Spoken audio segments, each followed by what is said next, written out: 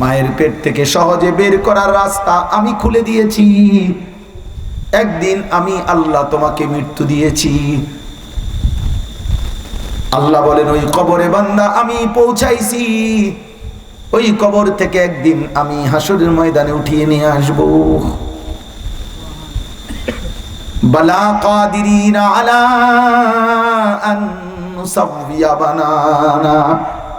আল্লাহ বলে বান্দা পৃথিবীর প্রথম মানুষ থেকে কিয়ামত পর্যন্ত আমি রব্বুল আলামিন যত মানুষকে সৃষ্টি করেছি, প্রত্যেকটা মানুষকে দুনিয়ার হায়াতে চোখ নাক কান যা দিয়েছি, শুধু চোখ নাক কান না, বরং হাতের এই বৃদ্ধা আঙ্গুলির ভিতরে যেই রেখা, ফিঙ্গার দিলে যেটা ওঠে, ফিঙ্গার বোঝানো যে মেশিনে যে আঙ্গুল রাখলে রেখা ওঠে না ভিতরে, যেটা আপনার আল্লাহ বলেন এই রেখাগুলো ভিন্ন ভিন্ন। এই প্রথম থেকে ইসরাফিলের ফু পর্যন্ত যত মানুষের ভিন্ন ভিন্ন রেখা আমি আল্লাহ দুনিয়াতে যাকে যেই রেখা দিয়ে সৃষ্টি করেছি, খোদার কসম আল্লাহ বলছে আখিরাতে ওই রেখা দিয়েই আমি তারে ফিরাইয়া নিয়ে আসবো। এক সুতা নড়চড় হবে না, আমি ছাড়বো না বান্দা। এক একজনের মাতবুরি আপনি হুজুর রে না থামাইয়া দিছেন, এরপরে আসমানওয়ালারে ইমাম সাহেব না ধমক দিছেন, এই হুজুর থামেন, আচ্ছা থামিয়া গেলাম আর আপনার লগে পারলাম না আর কি, এরপরে উপরে কথা বলে না, হ্যাঁ ঠিক আছে ইমাম সাহেব দুর্বল, আচ্ছা পারলো না আর কি, আচ্ছা ঠিক আছে থেমে গেল। উপরে আপনি সেক্রেটারি, হ্যাঁ আপনি সভাপতি, আপনি ক্যাশিয়ার, পয়সাওয়ালা মাতবর, আচ্ছা ঠিক আছে ধরে নিলাম হুজুর হারিয়া গেল আর কি, হুজুর পারলো না আর কি আপনার লগে, তো এরপরে আখেরাত কথা বলে না। দুনিয়ার ক্ষমতা, দুনিয়ার নেতা, তোমার এই মেম্বার চেয়ারম্যান, তোমার এই এমপি মন্ত্রী, এখানে অহংকার দেখাইলে খোদার কসম আল্লাহর নাফরমানি করলে, চোখ বন্ধ করলে তুই হয়ে যাবি ফকির, ফকির, ফকির হয়ে যাবি বেটা। আর আজকের নেককার সেজদাওয়ালা বন্দিগিওয়ালা আল্লাহকে রাজি করনেওয়ালা দুনিয়া যদি অভাবেও কাটায় চুপ। তাআলা আমাদেরকে আজ 22 অক্টোবর 2025 রোজ বুধবার, জেলা উপজেলা কিচ্ছু লেখা নাই, রাজবাড়ী জেলা, রাজবাড়ী জেলা বালিয়াকান্দাই উপজেলাধীন বাক্সাডাঙ্গি গ্রামবাসীর উদ্যোগে 2 দিন ব্যাপী ঐতিহাসিক 13তম তাফসিরুল কোরআন মাহফিলে আল্লাহ তাআলাই আমাদেরকে আসবার বসবার আল্লাহর জন্যই জমা হওয়ার তৌফিক দান করেছেন, আলহামদুলিল্লাহ। মূলত আসলে আল্লাহর কথা শুনবার জন্য, কোরআন সুন্নাহর কথা শুনবার ক্ষেত্রে, বলবার ক্ষেত্রে মাকসাদটা কি, উদ্দেশ্যটা কি, কেন শুনবেন, কেন বলবেন, কেন আয়োজন করবেন? কোরআনুল কারীমের মধ্যে আছে আল্লাহ তাআলা বলছে উদ্দেশ্য হচ্ছে লাআল্লাহু ইয়াতাযাক্কারু আও ইয়াখশা, হয়তো উপদেশ গ্রহণ করবে অথবা আল্লাহকে ভয় করবে। এই কথাটা আল্লাহ তাআলা হযরত মূসা আলাইহিস সালামকে যখন ওনার ভাই হারুন সহ আলাইহিমাস সালাম ফেরাউনের মতো নিকৃষ্ট কাফের খোদা দাবিদার এত বড় জালেমের কাছেও যখন পাঠাইছেন কালেমার দাওয়াত নিয়ে, আল্লাহর দ্বীনের দাওয়াত নিয়ে, তো তখন আল্লাহ বলছেন এই কথাটা যে ফাকুলা লাহু কাওলান লাইয়িনা, তোমরা দুইজনে গিয়ে ফেরাউনকে নম্রতার সাথে বুঝানোর মানসিকতা নিয়ে তাকে কথা বলবো।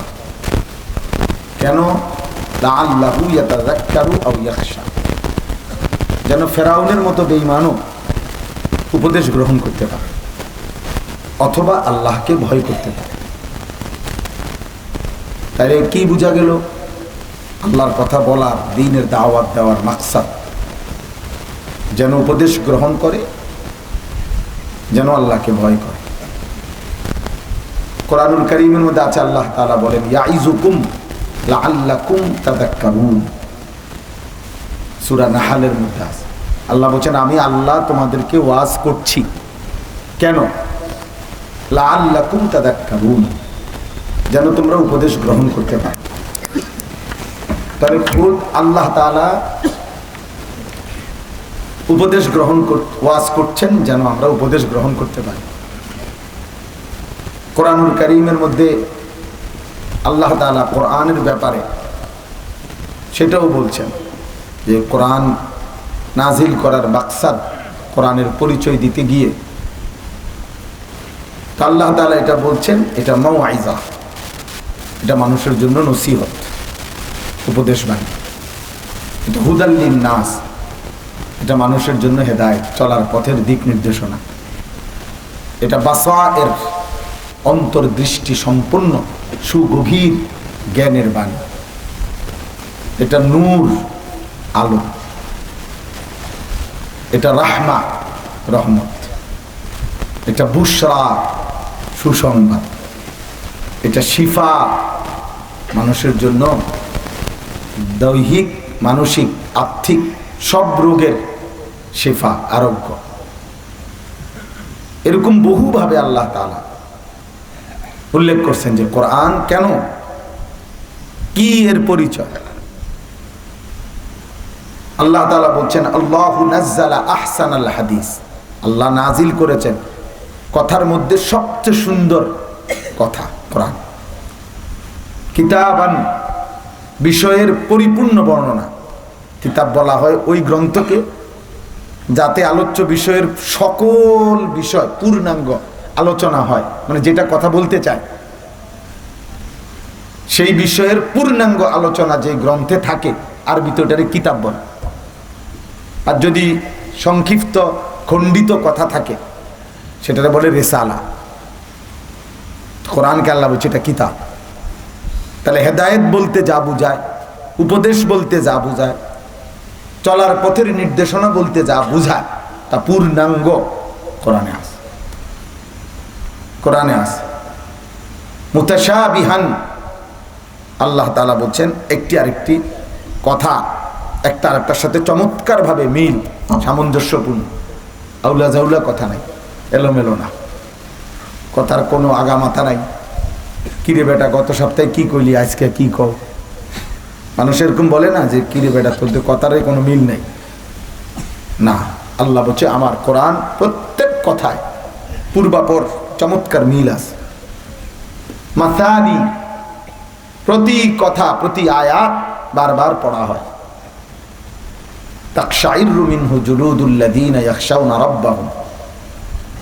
আল্লাহ তাআলা বলছে কোরআন এমন, এটা আমি নাজিল করেছি, এটা যখনই কেউ, যার কলিজার ভিতরে আল্লাহর ভয় আছে সে শুনবে, এই কোরআন পড়বে, শুনবে, তেলাওয়াত করবে, তো সাথে সাথে তার শরীরের চামড়ার যে পশমগুলো আছে সেগুলো দাঁড়িয়ে যাবে, কাঁপতে থাকবে।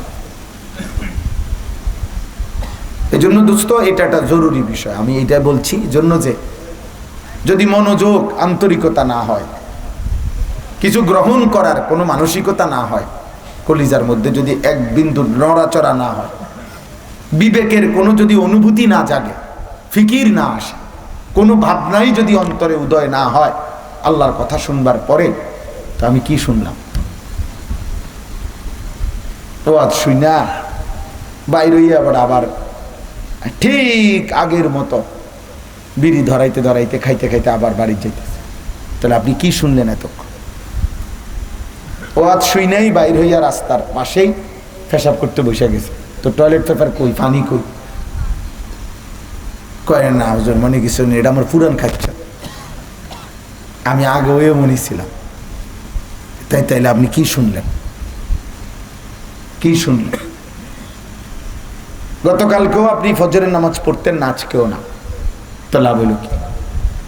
এই জন্য বিবেক যদি না জাগে, অনুভূতি যদি না আসে, ফিকির যদি না আসে, আল্লাহর ভয় যদি দিলে তৈরি না হয়, উপদেশ গ্রহণ যদি দিলের মধ্যে না হয়, দোস্ত প্রতিটা আয়োজনের পিছনে অনেক কষ্ট আছে। একটা একটা বাঁশ, সামিয়ানা, ব্যবস্থাপনা করতে অনেক কষ্ট করতে হয়েছে। যারাই করছে, কিছু যুবক, কিছু বাবা, হয়তো কেউ 10 টাকা দিছে, কেউ 100 টাকা দিছে, কেউ ফেরত দিছে, কেউ আবার আইও কইছে আচ্ছা ঘুরে আইও না, আইও দিমু। 3 বার কইছে দেয় না, 4 বার কইছে হয়তো দেয় নাই। এরকম বহুভাবে 10 টাকা 50 টাকা জমা করে করে এরপরে একটি মাহফিল, এই প্যান্ডেল, পোস্টার, হ্যান্ডবিল, মাইক, সামিয়ানা, ওয়াইজ, বক্তা, ওনারে আনা, ওনার সাথে নিয়মিত যোগাযোগ রাখা, বহুত ঝামেলা, বহুত ঝামেলা। আমি আপনার জোহরের নামাজ পড়ে সাথে সাথে রওনা দিছি কুমিল্লা ক্যান্টনমেন্ট থেকে। মাগরিব বাদ যেখানে বয়ান করার কথা সেখানে আইসা পড়ছি যখন তখন বাজে 8টা। এই যে মাজাইল পাংশা, জি, তাইলে বলে এই পরিমাণ ভাঙ্গা রাস্তা, ভাঙ্গা এমনি ভাঙ্গা জায়গার নাম, মাটি রাস্তাও ভাঙ্গা পুরা জায়গায় জায়গায়। তাইলে এই সবটা মিলাইয়া কষ্ট হয়। তাহলে এই সমস্ত কষ্টের আয়োজনে প্রায় 7 ঘন্টা 8 ঘন্টার সফর করে আসা, তো যাতে করে এই আয়োজন আমরা আসলাম, আপনারা আসলেন, বসে রইলেন, এই সবটা আয়োজনের মাকসাদ হইল যে কয়েকজন ছেলে বুট খাইতেছে তারা যেন সুন্দরভাবে বুট খাইতে পারে একটা প্যান্ডেলের নিচে, সামিয়ানার নিচে। এটাই তো উদ্দেশ্য, ঠিক না? কিছু ছেলে পেলে যেন মোবাইলে ছবি তুলতে পারে, এর জন্যই তো এই আয়োজন, ঠিক না? ইনসাফ করে ভাব, হিসাব দিতে হবে টাকারও, হিসাব দিতে হবে ঘামেরও, হিসাব দিতে হবে সেকেন্ডেরও, হিসাব দিতে হবে নিঃশ্বাসেরও। আমাদের প্রতি সেকেন্ডের হিসাব আল্লাহ তাআলার কাছে দিতে হবে।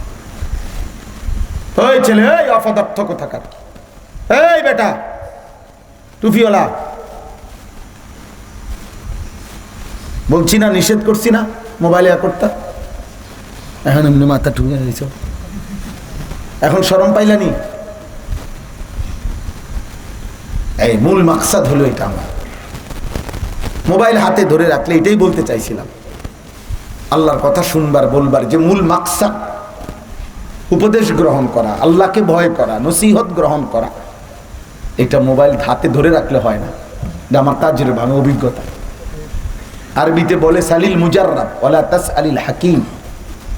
আরবি একটা প্রবাদ, এটা অর্থ হলো বিশেষ কোনো কাজে ওই কাজের অভিজ্ঞকে জিজ্ঞেস করো, শুধু পণ্ডিতের জিগাইও না। পণ্ডিতে হয়তো শুধু পণ্ডিতি কথা একটা কয়ে দিব, কিন্তু যিনি কাজ করছে ওনারতে জিগাইও। বুঝেন নাই কথাটা?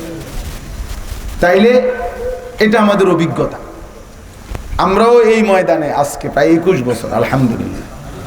তাহলে অনেক সুখ দুঃখ, মূল্যায়ন অবমূল্যায়ন, ছোট বড় বিভিন্ন কিছু জীবনে 21 বছর আমরা দেখে আসছি।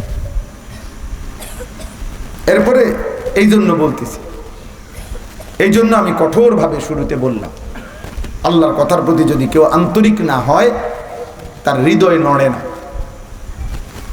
মোবাইল নড়ে, মোবাইলের মধ্যে জমা হবে। মোবাইলের মধ্যে যদি কারো 1 লক্ষ ওয়াজ থাকে, তার কবর রাজা মাফ তো বলেন না? কোন 100 জন বক্তার সাথে, ওয়াইজের সাথে যদি কারো একটা ছবি থাকে মোবাইলে, ওনার কবর রাজা মাফ তো কি লাভ? তাহলে ফায়দা কি দোস্ত? অর্জন কি? আখিরাতের কোনো অর্জন হবে না, দুনিয়াবি কোনো অর্জন তো নাই। আমি তো ইলেকশনে দাঁড়াবো না যে পরে আমার দেহায় আপনি বরাদ্দ নিবেন, আমি তো কোনো প্রার্থী না, আমার তো কোনো মার্কা নাই। এই জন্য আমি এটা অনুরোধ করছি, ছেলেরা, নওজোয়ান, তোমরাও বুঝতে শিখো। বিবেকবান বুদ্ধিমান কদম ফেলবার আগে ভাবে এটার দ্বারা আমার ফায়দা কি, লাভ কি, আমি কি করছি। এদ্দুর আকল যদি কারো কাজ না করে, সে সুস্থ স্বাভাবিক কোনো মানুষ না, বরং সে প্রতিবন্ধী। আমি কেন 24 ঘন্টা মোবাইল টিপতেছি, এটা যদি আমার দিলের মধ্যে কোনো বোঝাপড়া না থাকে যে আমি কেন করছি, এর ফায়দা কি, তাহলে সে স্বাভাবিক না, প্রতিবন্ধী, তার ব্রেনের সমস্যা, প্রতিবন্ধী মানুষ। এজন্য যে যারা নিয়মিত বিড়ি সিগারেট খায়, ওরা এক ধরনের প্রতিবন্ধী। কারণ উনি আল্লাহর কসম উনি বলতে পারবে না মৃত্যুর দিন পর্যন্ত যে এর কোনো জাররা পরিমাণ কোনো ফায়দা উপকার ওনার কাছে আছে, অথবা ডাক্তার কেউ বলছে, কেউ বলে নাই। তাহলে উনি তো এক ধরনের প্রতিবন্ধী। নাহলে উনি কেন খাচ্ছে বিড়ি? কোন এটার কোনো ন্যূনতম কোনো উপকার পৃথিবীর কোনো গবেষক, পণ্ডিত, দার্শনিক কেউ বলে না। কারো কোনো বিবেচনা এর ন্যূনতম এক জাররা পরিমাণও কোনো ফায়দা, দুনিয়াবি ফায়দা, আখিরাতের তো নাই, দুনিয়াবি কোনো ফায়দা। লা ইউসমিনু ওয়া লা ইউগনি মিন জু'। কোরআনুল কারীমে আল্লাহ তাআলা বলছে জাহান্নামীদেরকে যে খাবার দেওয়া হবে জাহান্নামে, সেই খাবারের মধ্যে ক্ষুধাও মিটবে না, পুষ্টিও হবে না, ভিটামিন জাতীয় কিছু হবে না। আবার খাবারের ক্ষুধা যে এটাও মিটবে না, ওই খাবার জাহান্নামীদের খাবার। এই বিড়ি, সিগারেট হুবহু এই জাতীয় একটি জিনিস, যেটা ভিতরে নেওয়ার পরে খাবারের ক্ষুধাও মেটে না, পুষ্টিও হয় না, শরীরের কোনো vitamin A, B, C, D, E, Z, E, F, একারে জেড পর্যন্ত কিচ্ছু হয় না। তাহলে আর বাকিটা তো রয়েছে এটাই। এক বিন্দু ন্যূনতম কোনো শরীরের কোনো পুষ্টিও হয় না, খাবারের ক্ষুধার চাহিদাও মেটে না।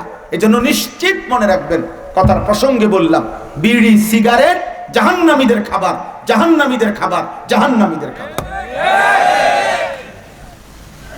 দ্বিতীয়ত, এটা খাবারও না। খাবার যে জিনিসকে বলে এটা খাবারের কোনো আইটেমও না। পানীয় যেটারে বলে এটা পানীয়ের কোনো আইটেমও না। এটা 7 আপও না, মাম পানীয় না, এমনি বোতলের পানীয় না। তো এটা কি? তা আমরা হেরিজি গান নাই বলে এটা কি? এটা কি খানা না খানা কি এরম হয়? এটা কি ফানি না ফানি কি এরম হয়? বলে না, এটা ধোঁয়া। ধোঁয়া কোনো মানুষের, আগুন কোনো মানুষের, ধোঁয়া কোনো মানুষের প্রিয় হইতে পারে না। এই জন্য এই লোক এক ধরনের প্রতিবন্ধী, বুদ্ধি প্রতিবন্ধী, আকল ফতার কম, বুদ্ধিশুদ্ধি কম। এই জন্য কেন খায় কইতে পারে না, ব্যাকল ধরনের মানুষ। হ্যাঁ হ্যাঁ, আপনি নাহলে প্রতিবাদ করেন, আপনি একটা বুদ্ধি কম, এটার একটা ফায়দা কম, কোনো উপকার। আমার এই প্রসঙ্গে শেষ কথা হলো, আমার জীবনের সবচেয়ে বেশি ভয় লাগে বাপ, এই জন্য বলি, এই যারা বিড়ি সিগারেট খান, আপনাদের কাছে হাত জোড় করে বলি, একটা কথা শুধু ভাববেন যে আপনি যে মৃত্যু পর্যন্ত আজীবন এই ধোঁয়া, আগুন আপনার যে প্রিয় ছিল, পছন্দ, সকাল থেকে রাত পর্যন্ত, কবরে যাওয়ার পরে কবরের ফেরেশতা যদি বলে, চাচা আমি জানি ধোঁয়া, আগুন, ধোঁয়া আপনার বড় প্রিয় ছিল, ধোঁয়া ছাড়া আপনি সকাল, দুপুর, বিকেল, রাত কোনো বেলায় কাটাইতে পারতেন না, আপনার কষ্ট হইতো। অতএব যেহেতু ধোঁয়া, আগুনের ধোঁয়াটাই আপনার প্রিয় ছিল মৃত্যু পর্যন্ত, অতএব চাচা আপনার এই শরীর স্বাস্থ্যের দিকে খেয়াল করেই আপনার কবরে আগুন ধরাই দিলাম।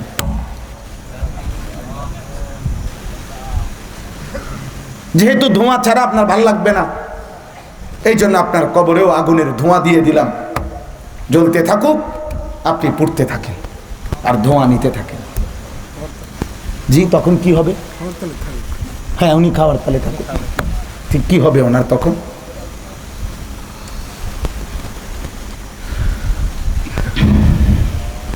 জন্য বাপ মনে রাখতে হবে। আমি এক কিতাবে পড়ছি, এক বুজুর্গ বলছে, শোনেন, বড় সাংঘাতিক কথা, আমি এই কথা পড়ছি, আমার দিলে লাগছে। এক আল্লাহওয়ালা বলছে, হে আল্লাহর বান্দা, দুনিয়াবি যে কোনো বিপদ, মুসিবত, পেরেশানিতে মাঝে মধ্যে মানুষ অস্থির হইয়া, নারী পুরুষ মানুষ ত্যক্ত বিরক্ত হইয়া, অস্থির হইয়া, দুনিয়াবি টেনশনে অনেক সময় মানুষ বলে, যা এর চাইতে যদি মরে যাইতাম ভালো হইতো, মরলে যদি কত শান্তি পাইতাম। বিশেষ করে মহিলারা, এই ক্ষেত্রে তো মহিলারা 19 থেকে 19.5 হইলে, হে এক সুতা নড়চড় কথা হইলে এই বেটি কথায় কথায় এটা বলে, মহিলা যদি মরে যেতাম, তার ঘর করার চাইতে যদি মরে যেতাম, এই বেটার ঘর করানোর চাইতে ভালো ছিল। হ্যাঁ, মানে বেশি বেশি মহিলারা কি কামনা করে? মৃত্যু কামনা করে। আপনি ভেবে দেখেন, পুরুষ হোক নারী হোক, এই যে আমরা, ওই বুজুর্গ বলছেন, হে আল্লাহর বান্দা, দুনিয়াবি বিপদ আপদ মুসিবত থেকে তো তুমি অস্থির হয়ে মৃত্যু কামনা করলা, তো ঠিক আছে মৃত্যু হলো, কিন্তু হে আল্লাহর বান্দা, কবরে যাওয়ার পরে যদি দেখো কবরে আযাব চলতেছে, জাহান্নামের আযাব শুরু হয়েছে তোমার কবরে, নাফরমান, এবার তুমি কি কামনা করবা? বলেন, বুঝেন নাই? এখান থেকে তো কি কামনা করছেন? মৃত্যু কামনা করছেন। ওইখান থেকে এখন কি বলবেন? এখন কি চাইবেন? বলো না ভাই। দুনিয়া থেকে তো বলছো ঠিক আছে মরে গেলে ভালো ছিল, কিন্তু মরে দেখছো যে আযাব। 30 বছরের চুরি, 30 বছরের মিথ্যা, 40 বছরের জিনা, হারাম নারী ছবি, মোবাইলের অস্থির দৃশ্য, 40 বছরের সুদের টাকা, কিস্তির টাকা, এক একটা হারামের বিনিময়ে যখন জাহান্নামের আগুন জ্বলবে, কবরের আযাব হবে, তখন নাফরমান তুমি কোথায় যাইতে চাইবা? এবার ফিরবা কোথায়? এখন কি করবে? দোস্ত আমার, অতএব ইনসাফ করেন। আমি এই জন্য বলছি, আল্লাহর কথা মনোযোগ দিয়ে শুনতে হয়। কিশোর যুবক, তোমাদেরকে বলি, নওজোয়ান, নিজেরে খুব চালাক মনে করে না। তোমার থেকে বড় বড় মাতবর, অহংকারী, বেয়াদব এই পৃথিবী থেকে হারায় গেছে। এক ওয়াক্ত নামাজ যারা পড়ো না, সারাদিনে ফজর, জোহর, আসর, মাগরিব, এশা, এক ওয়াক্ত নামাজের সেজদা যার কপালে নাই, তোমার চাইতে নিকৃষ্ট জানোয়ার এই পৃথিবীতে আর কেউ নেই।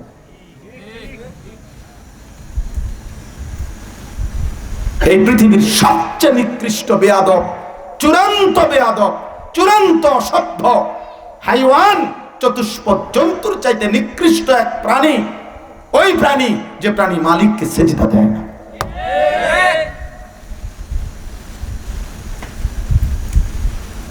অহংকারী করো না। আওয়ালাম ইয়ালাম আন্নাল্লাহা ক্বাদ আহলাকা মিন ক্বাবলিহি মিনাল কুরুনি মান হুয়া আশাদ্দু মিনহু কুওয়াতান ওয়া আকসারু জামআ। আল্লাহ বলছে কারুনকে লক্ষ্য করে আল্লাহ কোরআনের এই আয়াত বলছিলেন।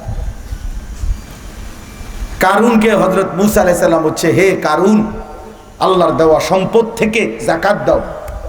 কারুন সাথে সাথে মুখের উপরে বলছে, মূসা, তোমার আল্লাহকে বলে দাও তিনি আমাকে কোনো সম্পদ দেন নাই। ইন্নামা উতীতুহু আলা ইলমিন ইনদি, আমি আমার বুদ্ধি, আমার জ্ঞান, আমার বুদ্ধিমত্তা খাটিয়ে আমি এই সম্পদ উপার্জন করেছি। খোদার কসম, এটা কোরআন শরীফের আয়াত, সূরা কাসাসের মধ্যে আছে। আল্লাহ তখন বলছে, কারুন, বাড়াবাড়িটা বেশি করে লালি, ঠিক করলি না। তুই জানো না তোমার চাইতে শক্তিতে, সম্পদে এর চাইতে অনেক বেশি ছিল। আকসারু কুওয়াতান, অধিক শক্তিশালী, আকসারু জামআন, অধিক সম্পদের অধিকারী, এর চাইতে বহু ব্যক্তি, একজন না বহু জাতি, গোটা গোষ্ঠী আমি আল্লাহ ধ্বংস করে দিছি। তুই কি তা? এই নাফরমান, তুই একজন কি বেটা, কি বেটা? আমরা ইতিহাসের কিতাবে পড়ছিলাম, পূর্ববর্তী বাদশাহ যারা নবাব বাদশাহ ছিলেন, আগের নিয়ম ছিল এক বাদশার বংশধর ষড়যন্ত্র করে, কৌশল করে ওই বাদশাকে হত্যা করত, আর ওর কর্তৃত লাশের সামনে সে নিজে মুকুট পরত, রাজমুকুট। যখন সে রাজমুকুট পরত তখন আগের বাদশার লাশ সামনে, কাটা লাশ। তো ইতিহাসের শিক্ষা লিখছে যে হায়, এই শাসক একটাবার যদি ভাবতো সেও তো আমার মতো শাসকই, যার কাটা লাশ পড়ে আছে, সেও তো রাজমুকুটের অধিকারী ছিল। তো ওই রাজমুকুটই আজ আমি আবার পড়ছি, তো এর পরবর্তী কোপ যে আমার গর্দানে পড়বে এটা তো নিশ্চিত। এজন্য পৃথিবীর যেই কোনো নাফরমান, জালেম, সীমালঙ্ঘনকারী, তার তো এটা বোঝা উচিত যে আল্লাহ একবার দুইবার না, সেই নূহ আলাইহিস সালামের জামানাত থেকে এই পৃথিবীতে হাজারবার, লক্ষবার জালেমের পরিণতি কি হয়, নাফরমানের পরিণতি কি হয়, বেঈমানের পরিণতি কি হয়, এই উদাহরণ, এই দৃষ্টান্ত তো আল্লাহ একবার দুইবার না, শত শতবার, হাজার হাজার বারও দেখাইয়া আল্লাহ তাআলা দেখাইছেন। এরপরও কি নাফরমান তুমি বুঝলা না?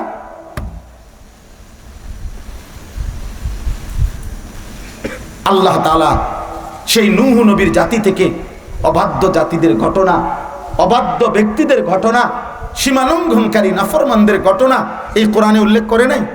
কথা বলেন না কেন? উল্লেখ করে নাই কোরআনে? পাতায় পাতায় আছে। ফাজআলনা আলিয়াহা সাফিলাহা, আল্লাহ বলেন অবাধ্য জাতি লূত আলাইহিস সালামের কওমকে আমি সাতবক জমিনের মাটি উপরে উঠাইয়া ডাইরেক্ট উল্টাইয়া একটা আসার দিয়ে ফেরেশতাকে বলছি সাতবক জমিনের মাটি সহ ওই জাতিকে উল্টাইয়া দিছি, আর উল্টানো অবস্থায় পাথরের বৃষ্টি বর্ষণ করে ওইটাকে আমি নদী বানায় ফেলছি, সাগর বানায় ফেলছি। এটারই বলা হয় জর্ডানের ডেড সি, আল বাহরুল মাইয়িত, মৃত সাগর।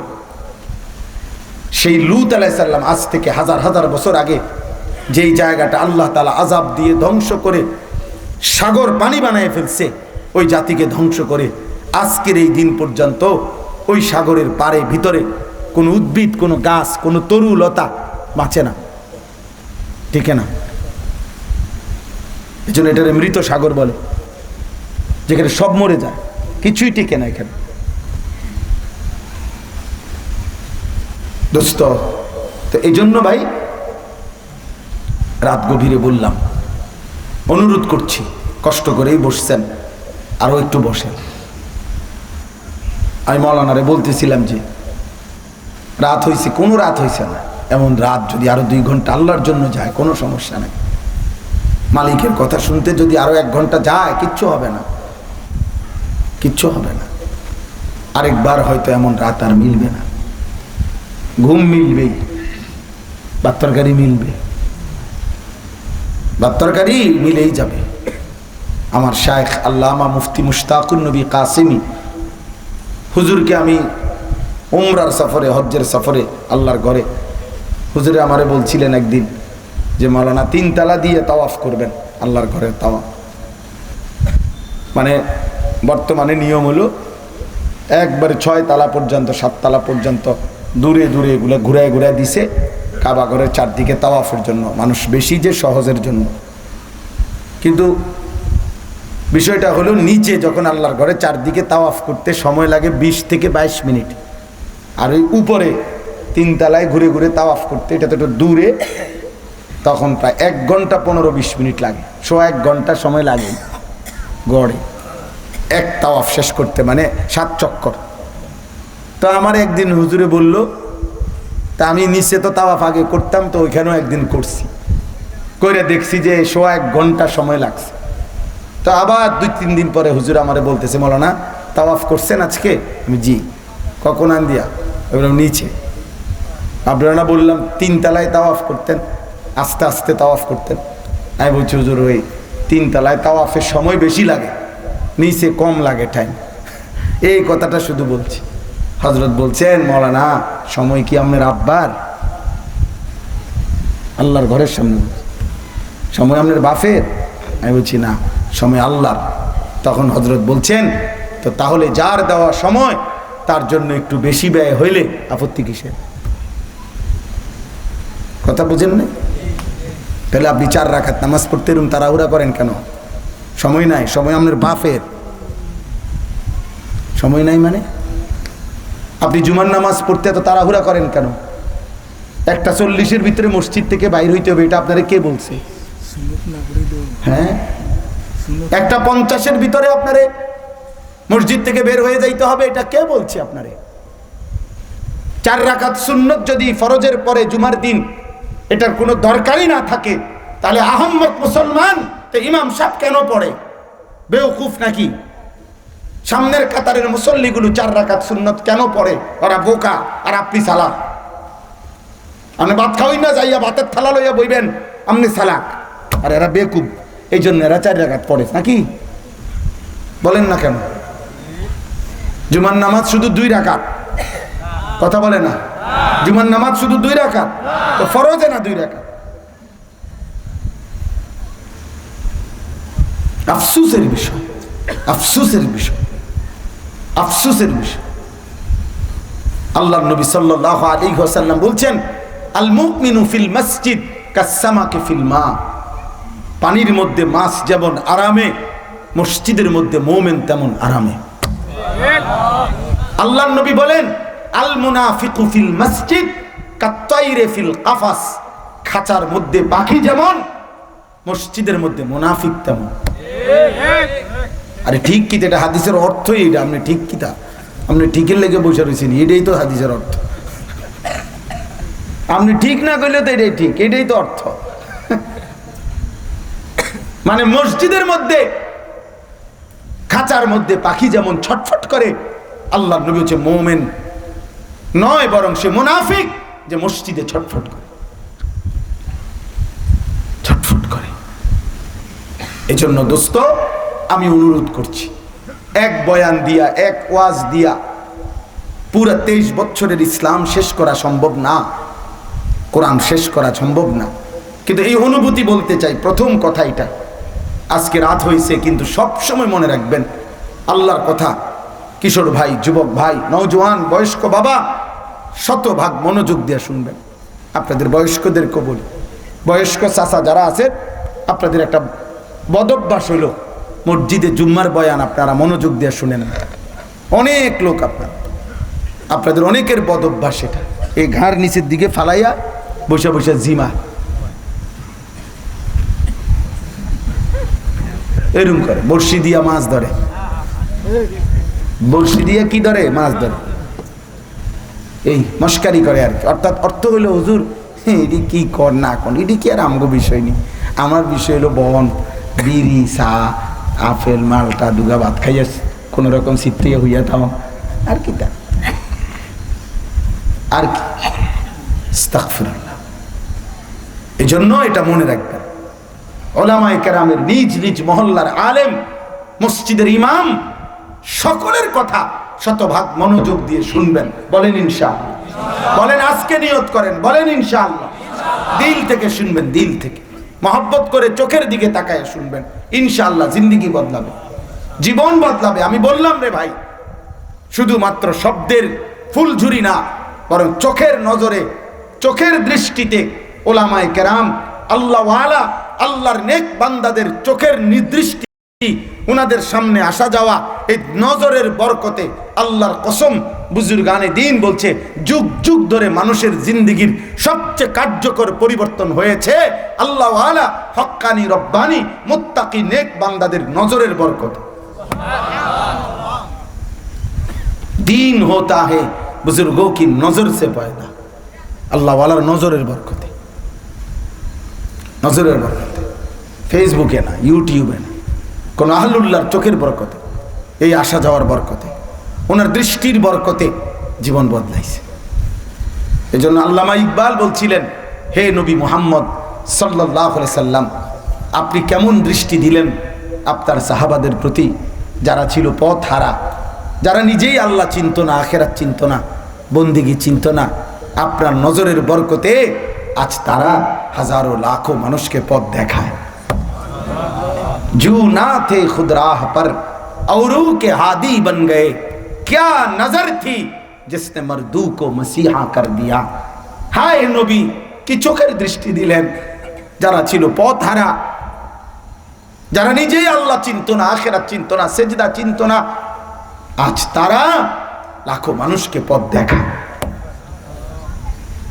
এই আপনার চোখের বরকত, এই আপনার নজরের বরকত, এই আপনার সাহচর্যের বরকত, এই আপনার হাত দিয়ে ছুঁয়ে দেওয়ার বরকত, এই আপনার কাছে আসা যাওয়া আর বসার বরকত। এই জন্য পরিবর্তন চাই বাপ। জনপ্রিয়তা ধোঁকা, জনপ্রিয়তা দিয়া কারো কোনো ফায়দা নাই, বক্তারও না, শ্রোতারও না।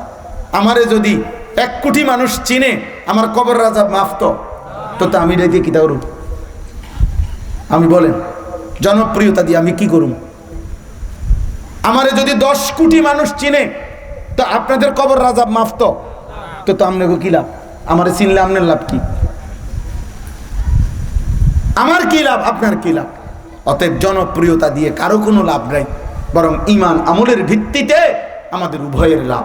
সেজদা দিলে আমারও লাভ, আপনাদেরও লাভ, গুনাহ ছেড়ে দিলে আমারও লাভ, আপনাদেরও লাভ, আল্লাহর গোলামি করলে, হুকুম মানলে আমারও লাভ, আপনাদেরও লাভ। যে মাঠে আপনারা দাঁড়াবেন ওই মাঠে আমিও দাঁড়াবো, যে মালিকের সামনে আপনারা হিসাব দিবেন ওই মালিকের সামনে আমিও হিসাব দিতে হবে। যেই মিজানের পাল্লায় আপনাদের আমলনামা ওজন হবে ওই মিজানের পাল্লায় আমাদের আমলনামা ওজন হবে। যেই ফেরেশতারা আপনার হাতে আমলনামা দিবে ওই ফেরেশতারা আমার হাতেও আমলনামা দিবে। যেই ফুলসিরাত আপনাদেরকে পার হইতে হবে, খোদার কসম ওই ফুলসিরাত আমাদেরকেও পার হইতে হবে, আম্বিয়াদেরকেও পার হইতে হবে, আউলিয়াদেরকেও পার হইতে হবে, কাফের বেঈমান নাফরমান মুশরিক সবাইকেই পার হইতে হবে। অতএব দোস্ত, এক মাঠে সবাই আমরা জমা হব, এক মালিকের সামনে হিসাব দেব, এক কিতাব থেকে আমাদেরকে শুনাইতে হবে মালিকের আমল কি, নেকি কি, গুনাহ কি। এরপরে বিচারের মুখোমুখি হয়ে সিদ্ধান্ত নিতে হবে জান্নাতি নাকি জাহান্নামী। অতএব চলেন আমি আপনি সবাই আখিরাতের প্রস্তুতি নিই, বলেন ইনশাআল্লাহ। খামখেয়ালি করলে তো ও মাতবর সাতবর দিয়ে কোনো লাভ নেই। দুনিয়া বিয়ে সমস্ত পদ পদবি, হ্যাঁ বহুত আইসে গেছে, বহুত আইসে গেছে, এগুলো কিচ্ছু না, ধোকা।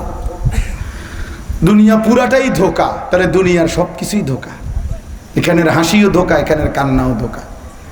এখানে যে হাসে কিছুক্ষণ পরে শুনবেন সে কাঁদে, এখানে যে কাঁদে আবার শুনবেন সে হাসে, তো ধোকা না? এখানে যে শিশু হঠাৎ দেখি সে যুবক, আবার দেখি বৃদ্ধ, অথবা দেখি কবরে।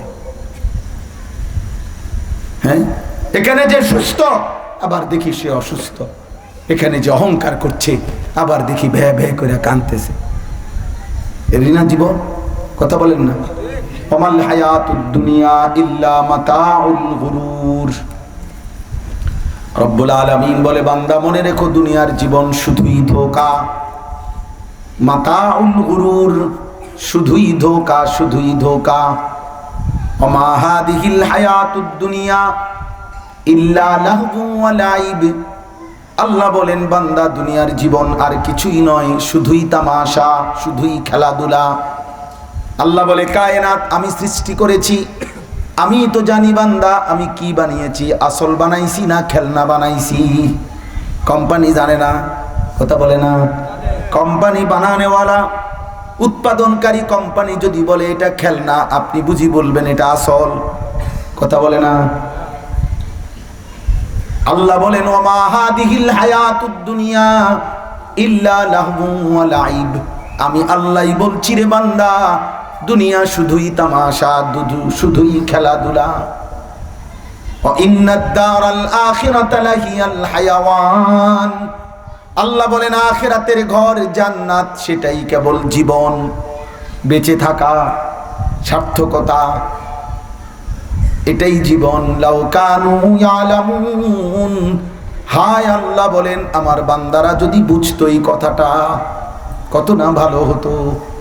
যদি বুঝতো দুনিয়া ধোঁকা, যদি বুঝতো জান্নাত আসল, কত না ভালো হতো। কিন্তু আল্লাহ বলেন ওরা তো বুঝলো না। ইয়ালামুনা যাহিরাম মিনাল হায়াতিদ দুনিয়া ওয়া হুম আনিল আখিরাতি হুম গাফিলুন। আল্লাহ বলেন, বান্দা তোমরা তো সকলেই দুনিয়ার জীবন, মাটির উপরের অংশ সবাই বুঝলা, কিন্তু ওয়া হুম আনিল আখিরাতি হুম গাফিলুন। আখিরাতের ব্যাপারে তো একদম গাফিল হয়ে রইলা। একটা জিনিস ভাবেন তো, মাটির উপরের ঘরটাও তো আমারই ঘর, মাটির নিচে কবরের যে ঘর সেটা তো আমারই ঘর। তাইলে বলি বাপ, এই ভাই, কিশোর ভাই, নওজোয়ান, বয়স্ক বাবা, মাটির উপরের ওই ঘর তো খুব সাজাইলেন।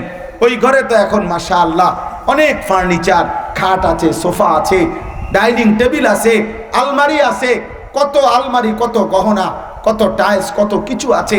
মাটির উপরের এই ঘর তো খুব চমৎকার সাজাইলেন, কিন্তু আল্লাহর বান্দা মাটির নিচে কবর নামে যে ঘরটা আছে সেটা সাজাবেন না?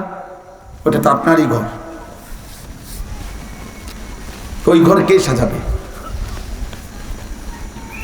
ওই ঘর কে সাজাবে? একজনই বলেন, একজনই বলেন, একজনই ভাবেন। আল্লাহ বলছে, বান্দা মাটির নিচের ঘর তো তোমারই ঘর, ওটা সাজাবে না। মাটির উপরের ঘর যদি সাজে সোফা আর খাট পালং দিয়ে, মাটির নিচের ঘর সাজে কবর, জিকির, তাসবিহ, তিলাওয়াত, আল্লাহর রাস্তায় দান আর সাদাকা দিই। তো জিকির কই, তিলাওয়াত কই, 5 ওয়াক্ত নামাজ কই?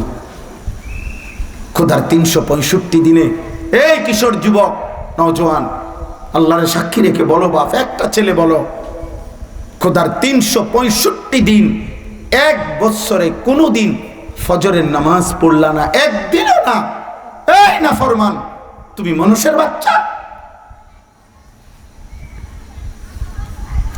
তুই মুসলমানের বাচ্চা বেটা, তুই মানুষের বাচ্চা তো নিকৃষ্ট হয়। মুসলমানের ঘরে জন্ম নিছো তুমি, তোর কোনো বাবা নাই, তোর কোনো মা নাই, তোরে কেউ সৃষ্টি করে নাই না ফরমান, তোর কোনো নবী নাই, 23 বছর তোর জন্য কেউ কাঁদে নাই।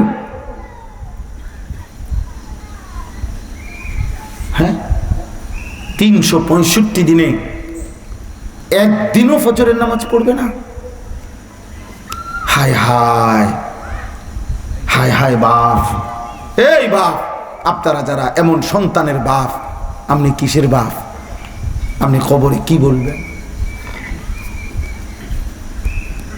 আপনি হাসরে কি বলবেন?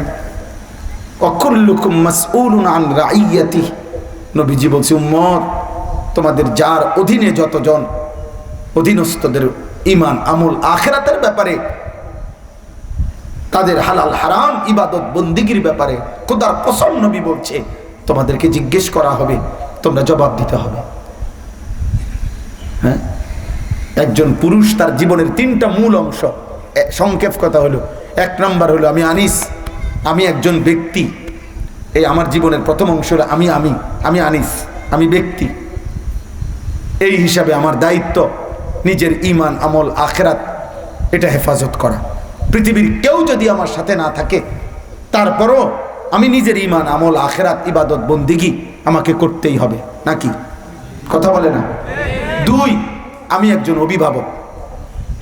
একজন পুরুষের দ্বিতীয় পরিচয় হলো সে একজন অভিভাবক। সে কি? অভিভাবক। যেমন আমি আনিসুর রহমান, আমি কার অভিভাবক? 1 নম্বর, আমার একজন স্ত্রী আছে, আমি তার অভিভাবক। 2, আমার 4টা ছেলে মেয়ে আছে, আমি তাদের অভিভাবক। 3, আমার গাড়িতে আমার একজন ড্রাইভার, একজন খাদেম আছে, এই 2 জন, আমি তাদের অভিভাবক, এরা আমার অধীনে। আমার একটা মাদ্রাসা আছে, মাদ্রাসায় 34 জন শিক্ষক কর্মচারী আছে, আমি তাদের অভিভাবক। আমার মাদ্রাসায় 500 জন ছাত্র আছে, আমি তাদের অভিভাবক। এই কমপক্ষে আমি আনিসুর রহমান এই মানুষগুলোর ঈমান আমল আখিরাত এতটুকু নজর রাখা আমার জিম্মাদারি। বুঝেন নাই? এদের ঈমান আমল আখিরাতের ব্যাপারে আমাকে হাসরের ময়দানে জবাবদিহি করতে হবে। এবার আপনারটা আপনি কোন, আপনারটা আপনি কোন, আপনারটা আপনি কোন। আমরা সবাই তো আমারটা আমি বুঝাইলাম। এই আমি একজন অভিভাবক। স্ত্রীর পর্দা, এর মধ্যে স্ত্রীরও জান্নাত, স্বামীরও জান্নাত। ছেলে মেয়ের নামাজ, এর মধ্যে ওদেরও জান্নাত, বাপ মারও জান্নাত। কারণ ওরা যে হিসাব দিতে হবে। খামখেয়ালি মনে করছে হুজুর আমি চাকরি করে যা পয়সা কামাই করছি, গদ দুয়ার খাট পালং ফার্নিচার সব আল্লাহর রহমতে আমরাকে দোয়ায় 10 জনের দোয়ায় করে দিছি। বিয়া করবো কইছে, বিয়া করাইছি। একবার কইছে বিদেশ যাবো, বিদেশ পাঠাইছি। আবার আইয়ালাইছে কইছে দোকানদারি করবো, দোকানদারি করে দিছি। হ্যাঁ হুজুর, একটা নুনের বাটি পর্যন্ত আমি কিনা দিছি। আমার যা করার আমি করছি। এখন যদি তারা ওযু নামাজ আল্লাহ খোদা না মানে, আমি কীর্তাম আলাপ। হ্যাঁ, আলাপ করে আপনি কবরে যাইয়েন কাকা, আমাদের যে সময় টাঙ্গাইয়া ফিটবো সে সময় আমার কথা মনে করেন। হ্যাঁ, খালি মনে করেন না, আপনি মস্কারি করেন। হ্যাঁ, আপনি মুসলমান না। আপনার দায়িত্ব ছিল শুধু এই খাট পালং আর সোফার ফার্নিচার আর বিদেশ আর দোকানদারি। হ্যাঁ, আপনার এইটা দায়িত্ব দিছিল সন্তান পরিবারের ব্যাপারে।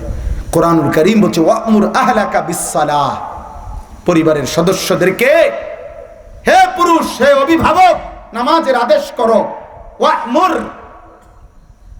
আল্লাহ বলছে ওয়াসতাবির আলাইহা, এবং নিজেও নামাজের উপরে মজবুত থাকো। কোরআন শরীফের আয়াত। লা নাসআলুকা রিজকা, আল্লাহ বলেন আমি তোমাদের কারো কাছে রিজিকের জন্য তোমার গোটা ফ্যামিলির রিজিকের জন্য আমি কারো সাহায্য চাই না, সবাই ঘুমাও, কোনো অসুবিধা নাই। নাহনু নারযুকুক, আমি একাই সকলকে রিজিক পৌঁছিয়ে দেব, ঘুমাও ঘুমাও, কোনো টেনশন করো না। বলে হ আমি ঘুমাই চাই পয়সা করতে, আমনি ঘুমান, আমনে রে ঘুমাইতে দিবে না, মালিকের ফায়সালা, কারণ আপনার ঘুমও তো আল্লাহর সিদ্ধান্ত। মা কথা কয় না, আপনি কেমনি ঘুমাইবেন? ঘুম আপনার বাপের নি, আপনার নিজের নি।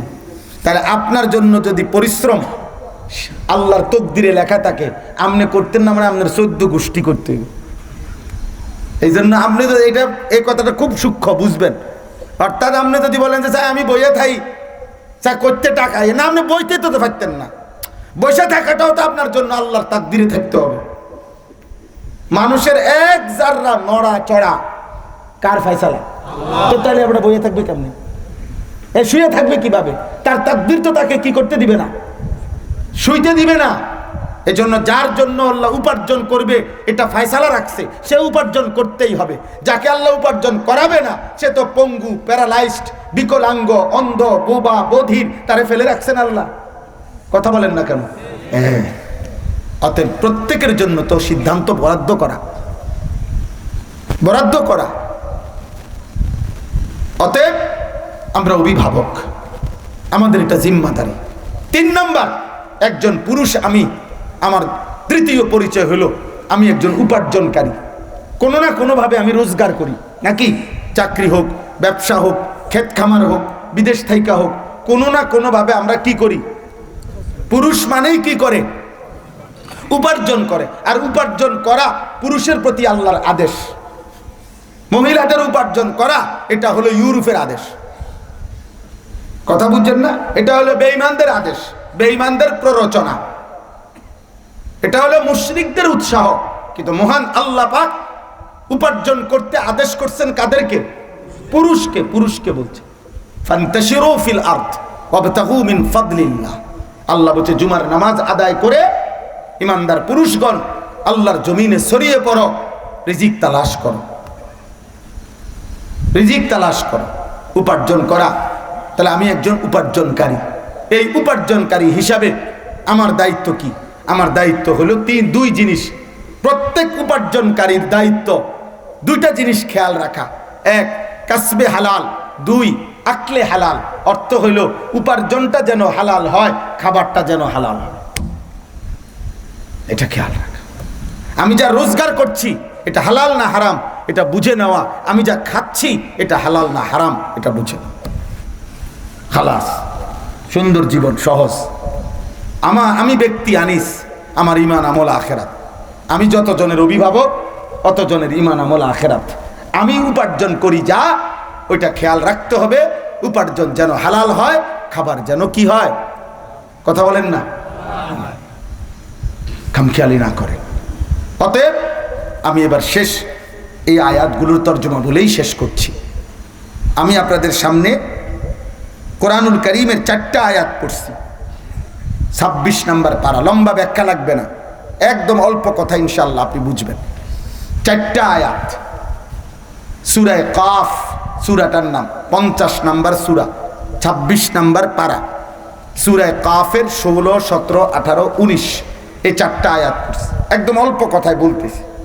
এই 4টা আয়াতের প্রথম 3 আয়াতে আল্লাহ তাআলা আমাদের সকলকে, নারী পুরুষ, ও নারীর কথা বলি নাই, 1 মিনিটে বলি, এটা নারীর জন্য 3টা জিনিস। 1 নাম্বার, সে অবিবাহিত নারী, অবিবাহিত কন্যা, এই হিসাবে তার প্রথম দায়িত্ব নিজের ঈমান, আমল, ইজ্জত, সতীত্ব, সম্ভ্রম, পর্দা হেফাজত করা। বুঝেন নাই?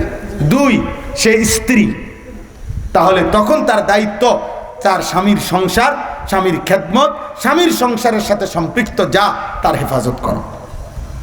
3, সে মা, সে যখন মা হয় তার জিম্মাদারি তার এই সন্তানদের আখলাক, চরিত্র, তাদের নীতি নৈতিকতা, তাদের দিকে তার পূর্ণ নজর রাখা, দায়িত্ব আদায় করা, এটা স্ত্রীর আর মা হিসাবে নারীর দায়িত্ব। এই 3টা। নারী উপার্জনকারী না, নারীর এই 3টাই পরিচয়। সে হয়তো অবিবাহিত কন্যা, বিবাহিত স্ত্রী, আর হলো কি মা। বাকিটি হলো আনুষঙ্গিক, দাদি, নানি, চাচি, মামি, ফুফি, খালা, এগুলো হলো আনুষঙ্গিক পরিচয়। মূল পরিচয় এই তিনটে। এর জন্য একজন মহিলার দায়িত্ব তার সন্তানের ঈমান আমলের দিকে নজর রাখা। বাচ্চাটা কথা বলে 1.5 বছর বয়সে, পূর্ণ কথা শুরু করে 2 বছর বয়সে, অথচ তারে প্রতিষ্ঠানে ভর্তি করাইছে 5 বছর বা 6 বছর বয়সে। তাইলে যদি তাকে 5 বছর বা 6 বছর হলে স্ট্যান্ডার্ড বয়স, তো 6 বছরে যদি তাকে ভর্তি করায়, তাহলে যদি পুরা দায়িত্ব স্যারেরই হয়, যদি পুরা দায়িত্ব নুরানি মাদ্রাসার হুজুরের দায়িত্বই হয়, তাইলে 2 বছর থেকে 6 বছর, এই 4টা বছর মাঝখানে যে বাচ্চাটা কথা বলে, বাচ্চা যে কত কিছু বলে, এই সময় তারে কিছু শেখানো যদি কারো দায়িত্ব না হয়, তো হে নিজে নিজে বলবে যা মন চায় তা। কথা বলে না? এই 4 বছর, এই 3 বছর বাচ্চা তাহলে যা মন চায় তাই করবে। কথা বলেন না কেন? তাইলে এই সময় তাকে আদব, আখলাক, জীবন চলার প্রয়োজনীয় বিষয় কেউ শিখাইতে হবে কিনা? কথা বলেন না কেন? এটা কে? এইটাই মা। এজন্য আরবিতে বলে হিদনুল উম্মাহাত মাদ্রাসাতুল বানাত। মায়ের কোল সন্তানের প্রথম বিদ্যালয়, সন্তানের প্রথম মাদ্রাসা মায়ের কোল। আল বাইতু হুয়াল মাদ্রাসাতুল উলা লিল আওলাদ। সন্তানের প্রথম মাদ্রাসা ঘর। ঘর ওইটা আমি ইচ্ছা করে বলছি, ওখানে দেখছি যে লেখা আছে মা বোনদের জন্য শুনবার ব্যবস্থা আছে। এখানে কোনায় দেখলাম লেখা, যেন যদি কোনো মা বোন শুনে থাকে। অগরে বললাম আমাকে মহিলারা হইল, ওনার দায়িত্ব হইল 3টা। 1 নম্বর, নিজের সাজগোজ, প্রসাধনী সামগ্রী যথাসম্ভব সংগ্রহ করা। যত পারো পাউডার, সুনু, ফেয়ার অ্যান্ড লাভলি, মেকআপ শুধু নিজে ডলে, নিজে দুইয়ালায়, আবার নিজে 1 ঘন্টা লাগাইয়া সাজে, আবার 1 ঘন্টা লাগাইয়া এডি মোছে।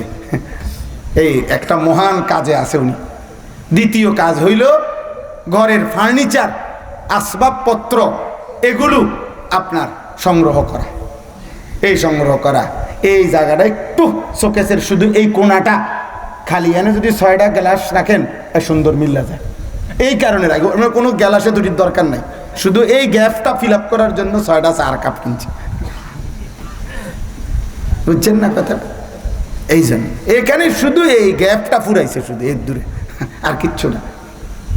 আলমারির গ্যাপ পুরা উনি ফার্নিচার, শুধু ফার্নিচার মিলায়। এই হলো দ্বিতীয় কাজ।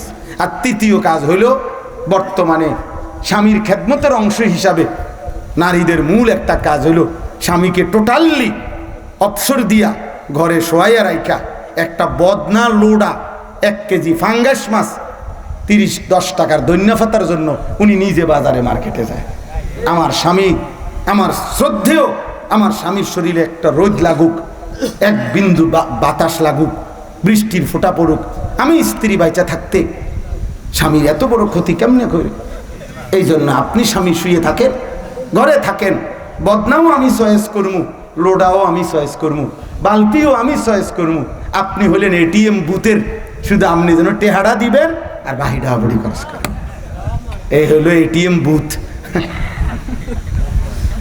জামাই হলো কি, যেটা টিপ দিলে শুধু টেহা বাইর। আস্তাগফিরুল্লাহ, আস্তাগফিরুল্লাহ। নাই তো বলেন মাছ দোকানের সামনে মহিলা দাঁড়ায় থাকে কেন? দৈনা ফাতে কাঁচামরিচ। কিন্তু একটা সময় ছিল মা, চাচিরা, বোনেরা কোনো কারণে স্বামীর বাড়ি, বাবের বাড়ি কোথাও গেলে তো রাস্তার এক পাশে পুরুষ দেখলে দাঁড়িয়ে থাকতো। আর আফসোসের বিষয় হলো বাজারে, মার্কেটে চলতে ফিরতে এমন বহু জায়গায় জীবনে এমন হয় যে এখন অন্য মানুষরা বলে মহিলারা আগে যাইতে দেন, আপনি সাইডে দাঁড়ান। মানে পুরুষ নিজের সম্ভ্রম বাঁচাইবার জন্য পুরুষ মানুষ এক সাইডে দাঁড়ায় থাকতে হয়, মহিলা এই পরিমাণ হাঁটে। আফসোস ওই মহিলাদের জন্য, আফসোস ওই মহিলাদের জন্য, আফসোস ওই মহিলাদের জন্য। মা, চাচি, বোন, জীবন এখানে শেষ না। প্রতি রাতি ভোর হয়, কোনো রাত পৃথিবীতে থাকে না। ফাঁসির রাতও ভোর হয়, বাসর রাতও ভোর হয়, সুখের রাতও শেষ হয়, দুঃখের রাতও শেষ হয়। রাজপ্রাসাদের মানুষটাও মরে যাবে, জীর্ণ কুঠির কুড়ে ঘরের মানুষটাও মরে যাবে। সুন্দরী রূপসী নারীরও মৃত্যু হবে, কৃষ্ণকায় আফ্রিকান কালো নারীরও মৃত্যু হবে, মৃত্যু হবে। অতএব অহংকার করার কোনো সিস্টেম, আল্লাহর নাফরমানি করে কোথাও হারিয়ে যাওয়ার, আল্লাহকে আড়াল করার, লুকায়ে ফেলার কোনো সুযোগ নেই। আছে কি?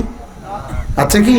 পুরুষ কিংবা নারী, জওয়ান কিংবা বুড়ো, আমি কিংবা আপনি, হুজুর কিংবা পাবলিক, কারো জন্য সক্ষমতা আছে? তাইলে কেন নাফরমানি করছে?